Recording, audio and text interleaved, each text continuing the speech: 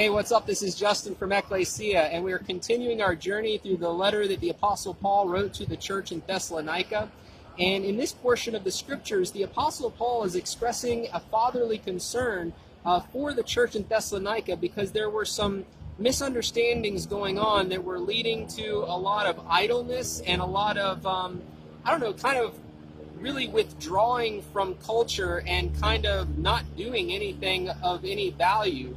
And the Apostle Paul wants to encourage them to continue to shine the light of Christ as they walk in the good works that God had already prepared for them to walk in. You see, our lives are a poem that tell the story of the goodness of God.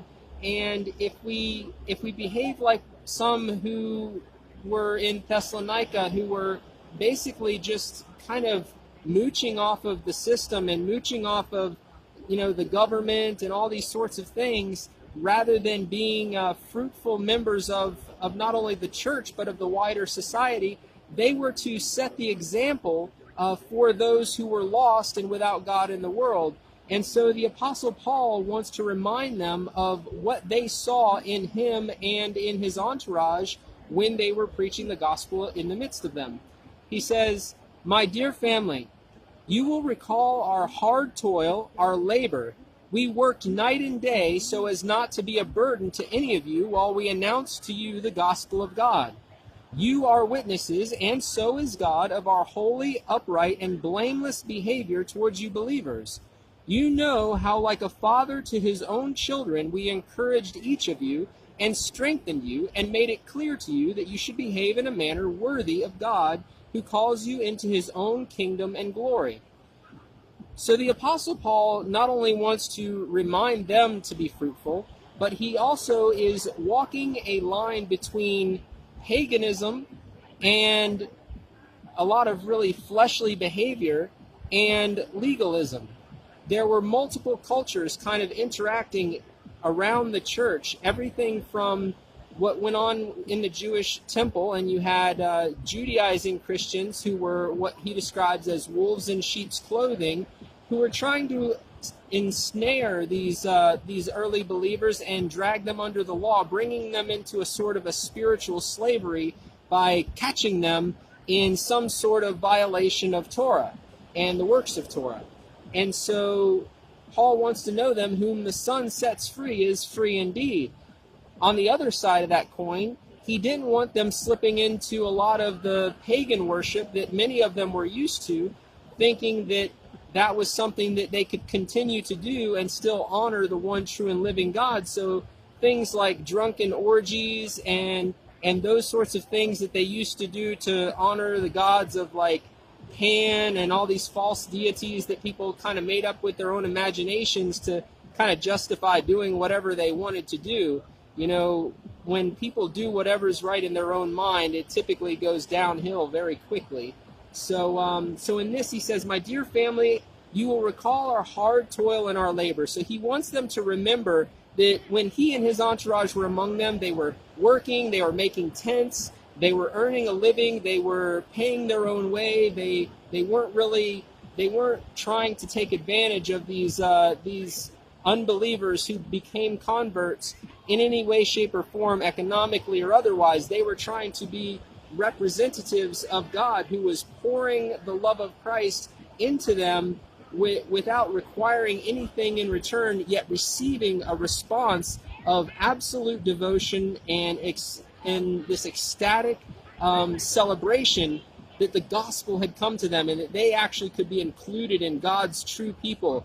And it was an amazing thing. He says, "We worked night and day so as not to be a burden to any of you while we announced to you the gospel of God.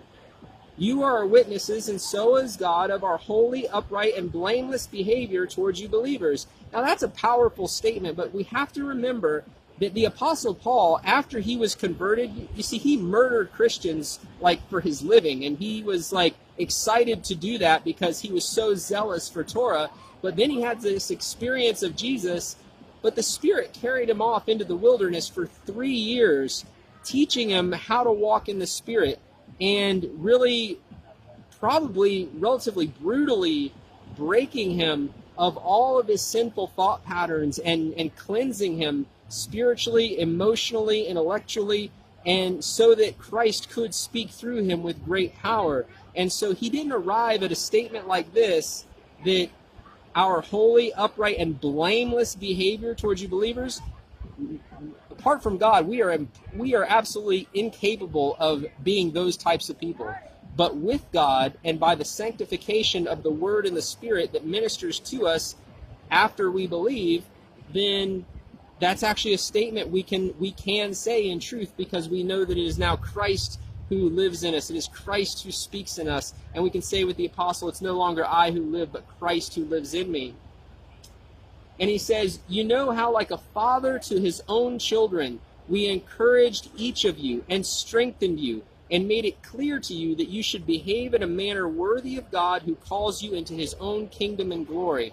So the idea, especially amongst these, a lot of them slaves, lower class people, kind of on the fringes of society, were all of a sudden being told that they could actually be included in God's kingdom, included in his glory. And, the bride of a husband is his glory. And that they could actually be connected and have that intimate relationship with the one true and living God. And they experienced that. They experienced the presence of God. And that presence right there was the inward testimony that they actually were children of God. And they rejoiced in that. And that's an amazing thing.